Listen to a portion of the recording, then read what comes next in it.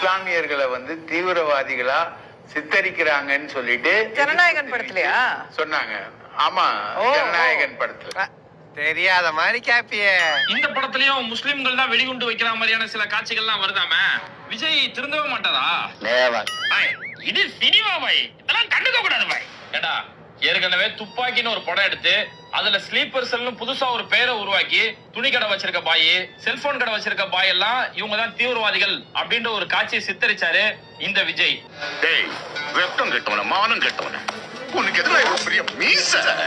அதுக்கப்புறம் பீஸ்ட்னு ஒரு படம் எடுத்து ஆலிம் உலமாக்களுடைய தோற்றத்தை தான் தீவிரவாதியோட தோற்றம் அப்படின்னு சொல்லி ஒரு காட்சியை சித்தரிச்சாரு இந்த விஜய். டேய், செருப்பால அடிக்கடா அவன. செருப்பெல்லாம் வெளிய விட்டோம்னா எதுல அடிக்கடா? நம்ம போறடா. இப்ப பின்னநாயகன் ஒரு படத்தை எடுத்துக்கிட்டு அதுல வந்து முஸ்லிம்கள் வந்து காசை வாங்கிட்டு பாம்பு வைப்பாங்க.